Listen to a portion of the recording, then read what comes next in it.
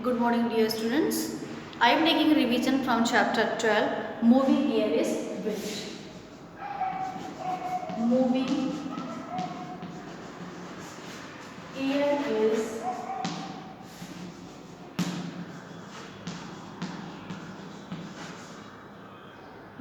air is wind.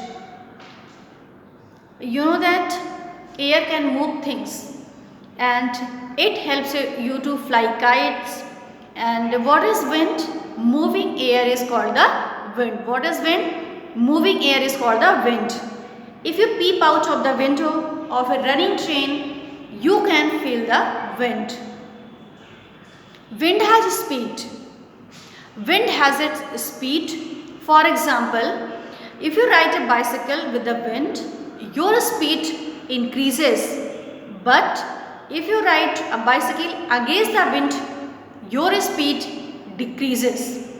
And when the wind blows softly and gently, it is called a breeze, and you can enjoy a cool breeze. When the wind blows fast and strong, it is called a storm. Wind has force. Wind has a lot of force. Walk against the wind on a windy day.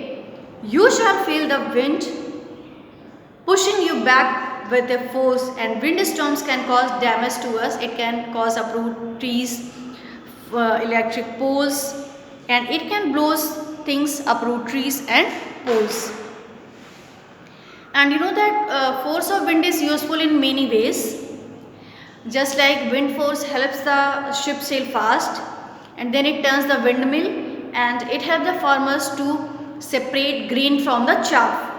And wind force is also used to generate electricity. You know that wind has direction. Wind blows in one direction at a time, and a wind coming from the west is called the west wind. And sailboats sail in the direction of the wind. Branches of the trees move in the direction of the wind. Kites and balloons float in the direction of the wind. And wind vane helps you know the direction of the wind.